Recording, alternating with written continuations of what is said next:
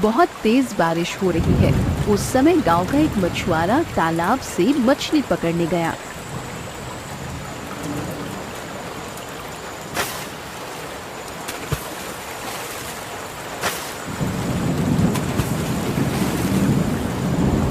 काफी देर से इंतजार कर रहा हूँ। इधर तो कोई मछली मिल ही नहीं रही। उधर तूफान भी बढ़ता जा रहा है। चलो तालाब के उस पार जाकर देखूं, शायद वहाँ नीचे कुछ मछलियाँ मिल जाएं।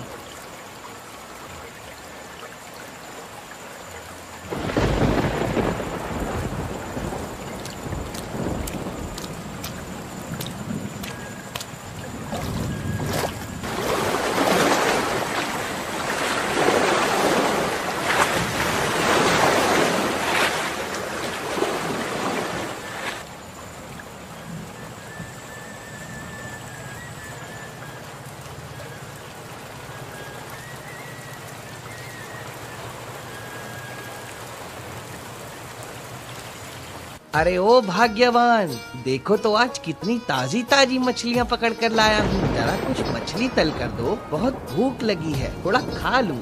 अरे इतनी संध्या बेला में कौन मछली बनाएगा? उबले आलू और गरम चावल खा लो, वही ठीक रहेगा, समझे? अरे भाग्यवान, ये सब कहने से क्या होगा? इतना सुनहरा बारिश और तूफान वाला मौसम, ऊपर से खुद के हाथ की ताजा मछली और तुम्हारे हाथ की जबरदस्त जादू, इनके बिना क्या मजा आएगा बताओ?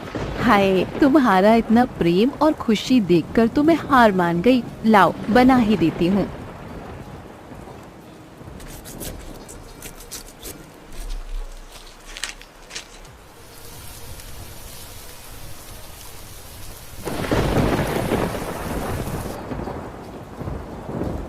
अरे भाग्यवान, तुम्हारे हाथ की बनी मछली से इतनी प्यारी खुशबू आ रही है। लगता है खाने से पहले ही मैं इस खुशबू में खो जाऊंगा। तुम्हारे खाने बनाने की कोई बराबरी नहीं कर सकता, समझी भाग्यवान? तुम तो इनमें ही मगन हो और मैं तो चिंता में मरी जा रही हूँ। बाहर मौसम कितना खराब है, कल मछली पकड़ने कैसे जाओगे? अगर मछली नहीं मिली तो घर कैसे चलेगा? अरे धत, तुम हमेशा इतनी ज्यादा चिंता क्यों करती हो? इस सुंदर मौसम का मजा लो, समझी? चाहे जितना तूफान आए, इस बाबूलाल मछुआरे को मछली पकड़ने से कोई नहीं रोक सकता।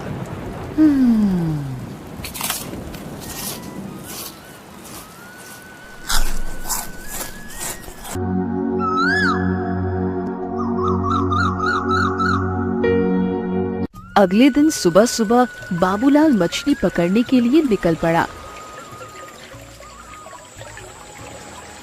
नदी के बीच जाकर जाल बिछाकर मछली फंसाने का इंतजार करने लगा। कुछ देर बाद अचानक बाबूलाल ने एक प्यारे छोटे बच्चे को देखा।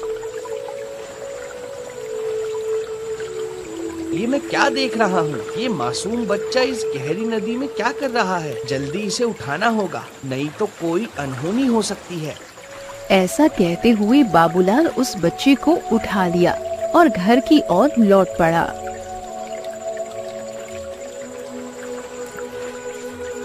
अरे ये क्या, मछली पकड़कर नहीं लाए? और ये किसके बच्चे को ले आए हो?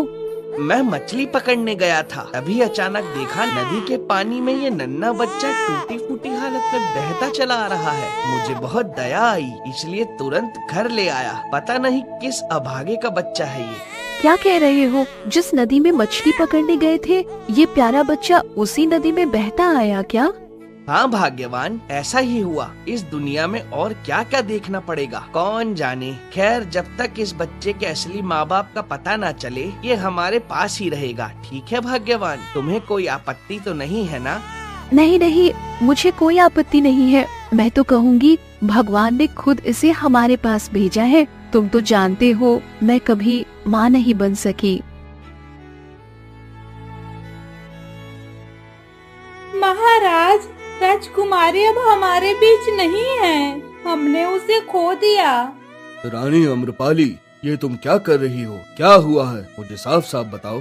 महाराज, जब राजकुमारी को साधु बाबा के पास ले जाया गया था, तब उन्होंने कहा था कि हमारी बेटी पर बुरी नजर है, इसीलिए उसे नदी में स्नान कराना होगा ताकि वह बुरी नजर से बच सके।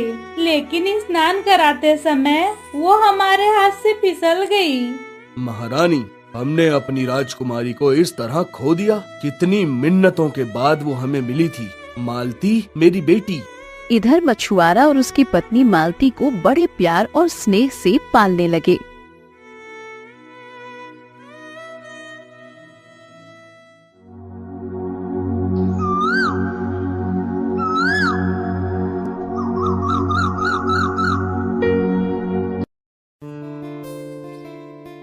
ये क्या हो रहा है? क्या मैं अपनी आंखों से गलत देख रही हूँ या सूरज कहीं और से उग रहा है? जो लोग मुझे देख तक नहीं पाते थे वो अचानक मेरे घर चले आए। हम तुझे देखने नहीं आए हैं, तेरी गोद में जो बच्चा है उसे देखने आए हैं। इसका मतलब लोग जो कहते थे वो सच है। कहाँ से उठा लाई ये बच्चा?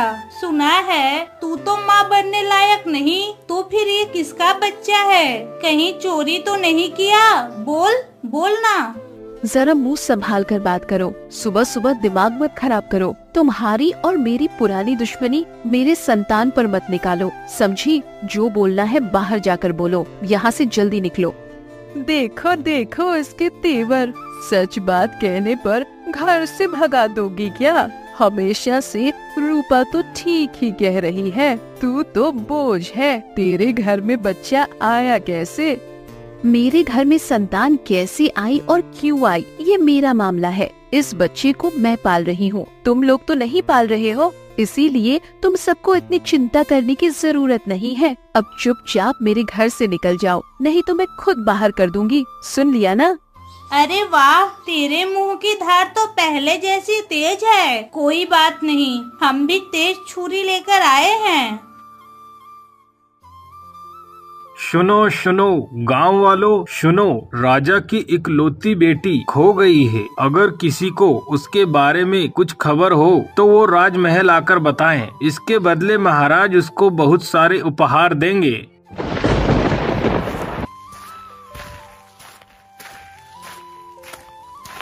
अरे ये तुम हाफ क्यों रहे हो? क्या हुआ? भाग्यवान, सर्वनाश हो गया। हमारे घर में जो बच्चा है वो कोई और नहीं, हमारे महाराज की प्यारी राजकुमारी है। हमें उसे वापस करना होगा, नहीं तो हमें बहुत बड़ी सजा मिलेगी। भाग्यवान, जल्दी करो, चलो उसे लौटा दे। ये क्या कह रहे हो? इस बांझ औरत के घर भगवान ने एक संतान भेजी और अब उसे भी लौटाना होगा? नहीं, ऐसा मत कहो। उसे मेरे पास ही रहने दो। वो मेरी प्यारी संतान है, मैं उसे नहीं दूंगी। कृपया करके मुझे उसे लौटाने के लिए मत कहो, दया करो। लेकिन भाग्यवान, समझने की कोशिश करो। अगर हमने ये बच्चा नहीं लौटाया और पकड़े गए तो हमें सजा हो जाएगी। भाग्यवान, नहीं, इसमें समझने जैसा कुछ नहीं है। सजा हो तो हो जाए, मैं इस बच्ची को अपने आंचल में छुपा कर रखूंगी। अपनी बच्ची को किसी को नहीं दूंगी।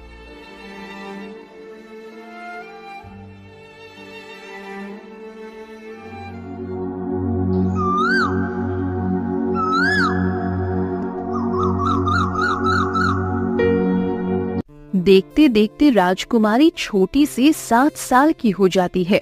वो बहुत सुंदर और शरारती स्वभाव की थी। मिष्टी बेटी, अब तो पेड़ से नीचे उतरो, बहुत देर हो गई। तुझे नहला धुलाकर खाना खिला दूं। आजा बेटी, उतर जा अब।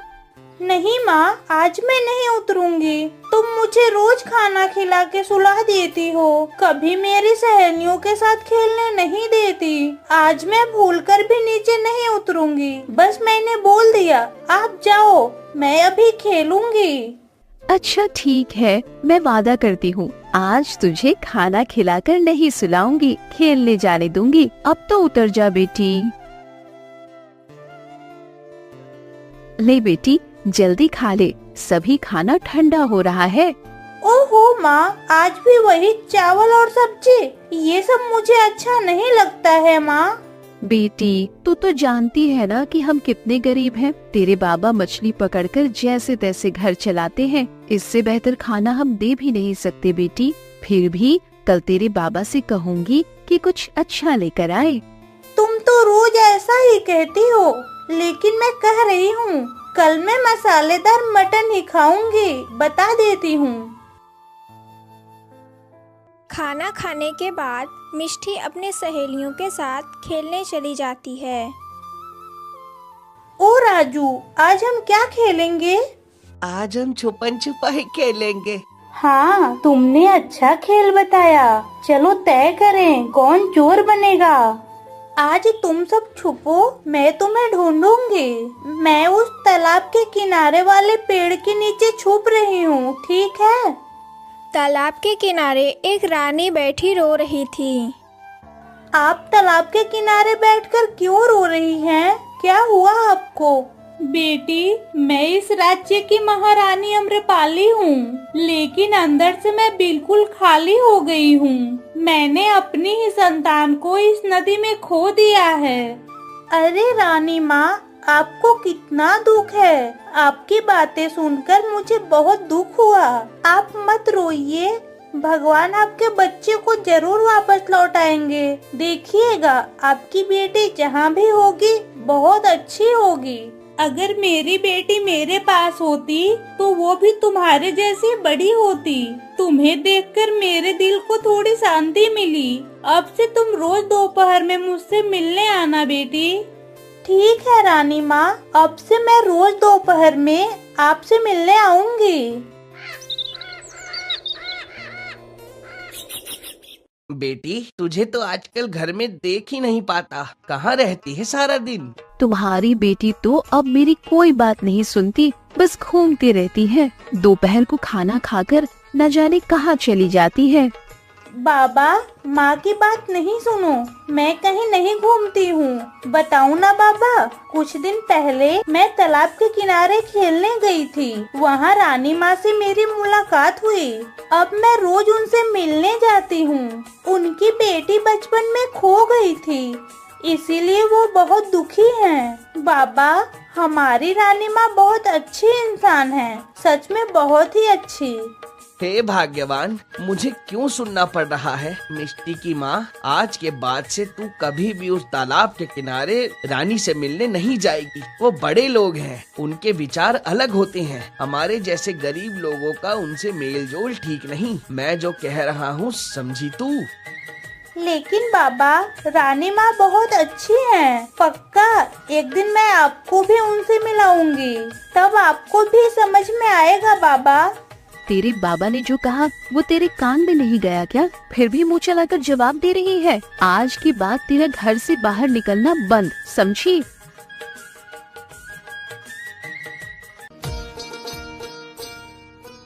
रानी अम्रपाली, प्रजाजनों से सुन रहा हूँ कि तुम अब भी रोज उस नदी के किनारे बैठी रहती हो जहाँ हमारी बेटी खो गई। इस तरह बैठे रहने से क्या वो लौट आएगी रानी? महाराज, माँ का दिल बहुत बेचैन होता है। हर समय अपनी संतान के लिए रोती रहती हूँ।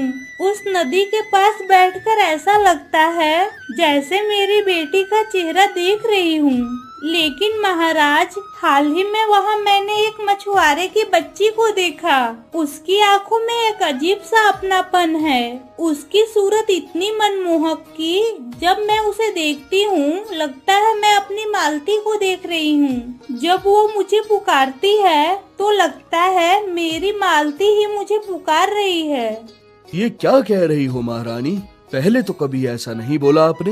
एक काम करो, आज ही उस बच्ची को हमारे राज दरबार में ले आओ। मैं भी अपनी आंखों से उसे देखना चाहता हूँ। आप बिल्कुल ठीक कह रहे हैं महाराज, आज ही मैं उसे लेकर आऊंगी।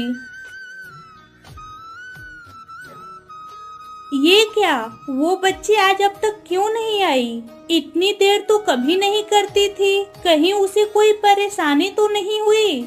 नहीं नहीं, मेरा मन बहुत घबरा रहा है। मुझे तुरंत राज दरबार जाकर महाराज को सब बताना होगा। माँ, ओ माँ, आज के बाद मुझे रानी माँ से मिलने मत भेजना।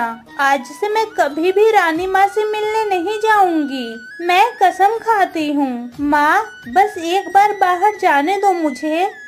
मिष्टी, मैं तो कब से कह रही हूँ तुम्हें उस रानी माँ से मिलने नहीं जाना है, फिर भी तुम बार बार क्यों जिद कर रही हो? क्या रानी माँ तुझे मुझसे भी ज्यादा अपनों जैसी लगने लगी। नहीं माँ, मैंने रानी माँ को वादा किया था कि मैं रोज उनसे मिलने जाऊंगी। अचानक मना कर दूंगी तो मैं वचन भंग कर दूंगी माँ। और तुमने ही तो सिखाया था कि वचन तोड़ना ठीक नहीं है। बस अगर इसके बाद एक बार भी वहाँ जाने की जिद करेगी तो मेरे और अपने बाबा का मरा हुआ चेहरा देखेगी, समझी? नहीं माँ, ऐसा मत कहो। इस दुनिया में आप दोनों से ज्यादा मेरा कोई अपना नहीं। मैं कहीं नहीं जाऊंगी।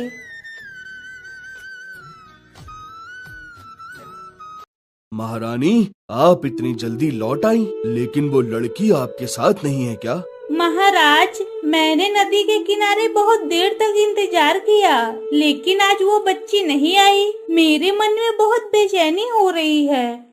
डर लग रहा है कि कहीं उसे कोई अनहोनी तो नहीं हो गई। महाराज, आप उसकी खबर लेने तुरंत सिपाही को भेजिए। मैं अपनी बेटी जैसी उस बच्ची को भी नहीं खो सकती।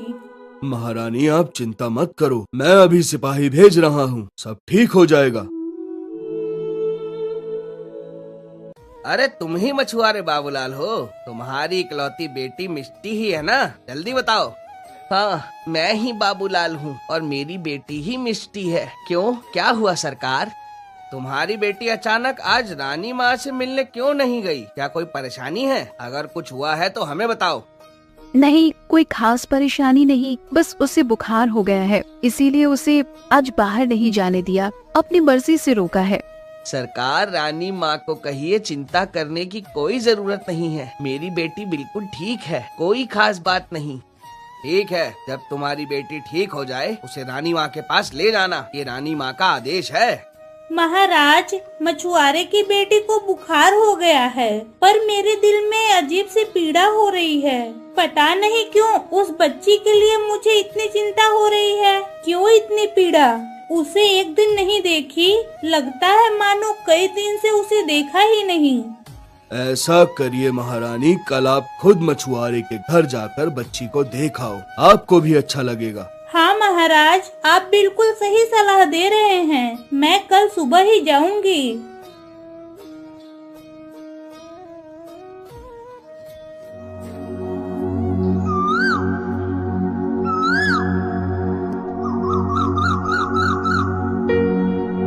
राजा के लोग खोजते खोजते हमारे घर तक पहुंच गए हैं। भाग्यवान, जल्दी करो, इससे पहले कि हम पकड़ में आ जाएं, हमें खुद ही उस बच्ची को वापस कर देना चाहिए, नहीं तो बहुत बड़ी मुसीबत सामने है। तुम समझ रही हो ना भाग्यवान, मैं क्या कह रहा हूँ? और फिर दूसरों के संतान को इस तरह छुपा कर रखना हमारे लिए ठीक नहीं। उसकी माँ बहुत दुखी हो रही है।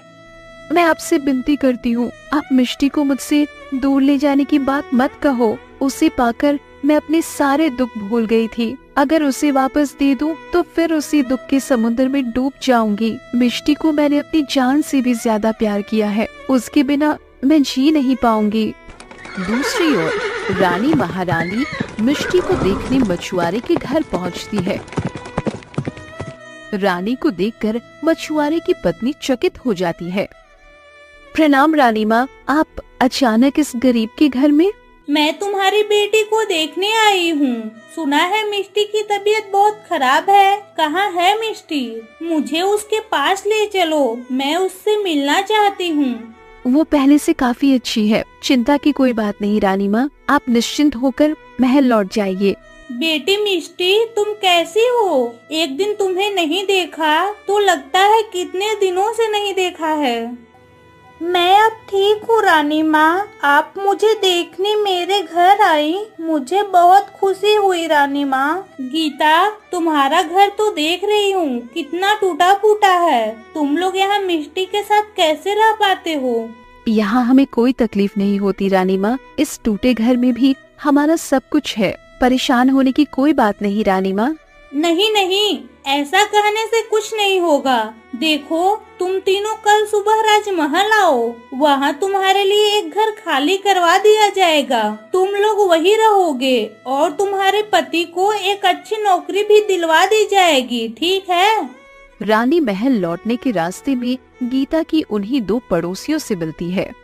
प्रणाम रानी माँ, आप अचानक हमारे गांव में, कोई समस्या है क्या? नहीं, दरअसल बाबूलाल मछुआरे की बेटी बीमार थी, उसे देखने आई थी। अजीब ममता हो गई है उस बच्ची के लिए। खैर, तुम सब लोग ठीक हो ना? कोई दिक्कत हो तो महाराज को जरूर बताना, समझी?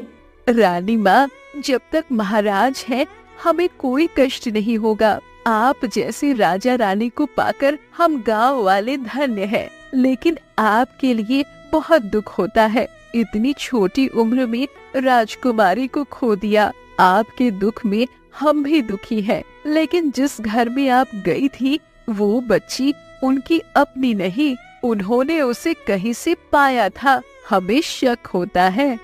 शक होता है? कहाँ से पाई थी? मुझे साफ साफ बताओ। वो मछुआरा कई साल पहले नदी में मछली पकड़ते हुए इस बच्ची को पाया था। उसकी पत्नी तो बांझ है, उसे तो कोई संतान नहीं थे, इसीलिए उस बच्ची को उन्होंने पाला। रानी तुरंत राजमहल लौटकर महाराज को सारी घटना बताती है और फूट फूट कर रोने लगती है।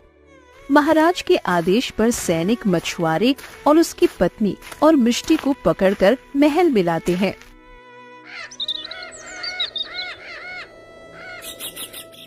बेटी मालती, तू मिष्टी नहीं, तू मेरी खोई हुई राजकुमारी है। जिनके साथ तू खड़ी है वो अपराधी हैं। उन्होंने तुझे इतने साल हमसे छुपा कर रखा।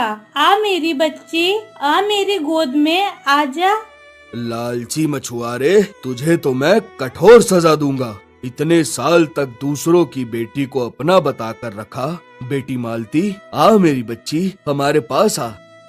नहीं नहीं, मैं आपकी बात पर विश्वास नहीं करती। मैं अपने माँ बाबा से बहुत प्यार करती हूँ। मैंने देखा है उन्होंने मुझे कितनी मुसीबतों से पाला है। मैं आपकी बेटी नहीं हूँ, मैं आपके पास नहीं आऊंगी।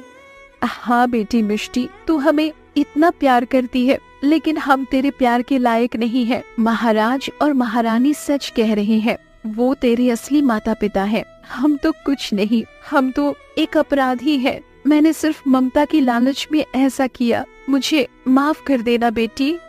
सैनिक, इन दोनों को जेल में डाल दो। महाराज के आदेश पर मछुआरे और उसकी पत्नी को जेल में डाल दिया गया। दूसरी ओर राजा और रानी को उनकी खोई हुई बेटी मिलने की खुशी होती है।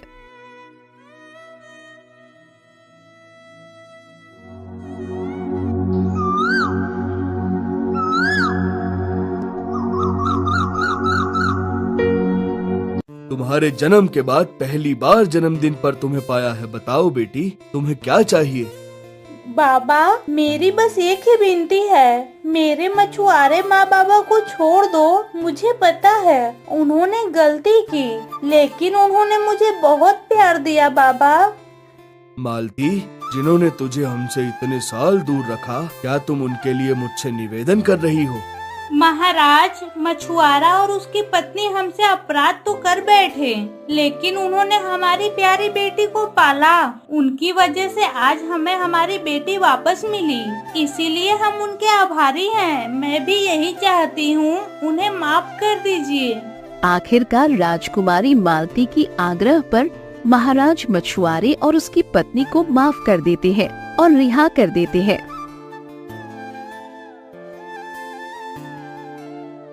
रानी माँ, मुझ जैसी अपराधिन आपके सामने मुंह दिखाने के लायक नहीं, फिर भी आपसे कहती हूँ, मुझे माफ कर दीजिए। मैं लोभी थी, माँ बनने के लोभ में ये कर बैठी। मैं वादा करती हूँ इस गांव से दूर चली जाऊंगी, कभी मालती के साए तक नहीं पड़ने दूंगी। माफी मांगने की जरूरत नहीं, तुमने जो गलती की उसकी सजा मिल गई, लेकिन तुमने हमारी बेटी को माँ बनकर पाला और माँ की ममता कभी गलत नहीं होती। तुम लोग अब हमारे साथ ही महल में रहोगे। हम सबने तुम्हें माफ कर दिया। यह कहानी पसंद आई हो तो और नई अधिक कहानियों के लिए इस वीडियो को लाइक करें, शेयर करें और हमारे चैनल को सब्सक्राइब करें।